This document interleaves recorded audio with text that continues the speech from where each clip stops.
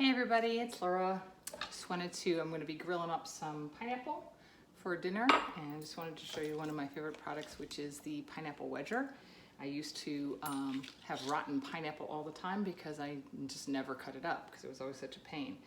So if you guys don't know how to pick a ripe pineapple, this has been sitting on my counter for a couple of days, but you want to take that center leaf and you want to hear that snap when it comes out. It doesn't want to be too hard to come out.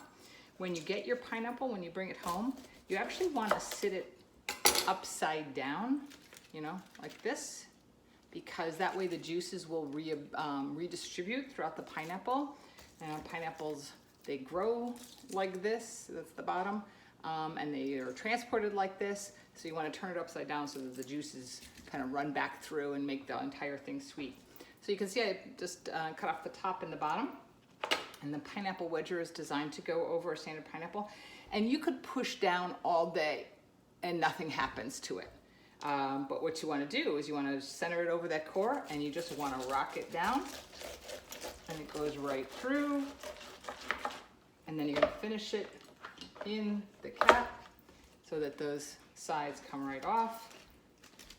And you have a perfect cylinder of pineapple. I'm going to take out that center core, which by the way, you can freeze this and put it right into a water bottle and it'll infuse your water with pineapple flavor.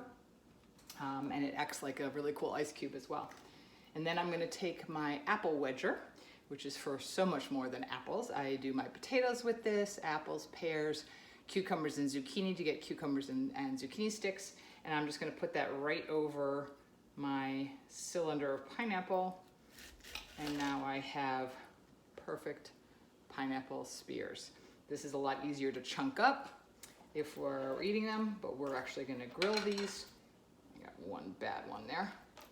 So I'm just gonna go right into my bowl and to the grill. Hope you're having a great day. Thanks everybody.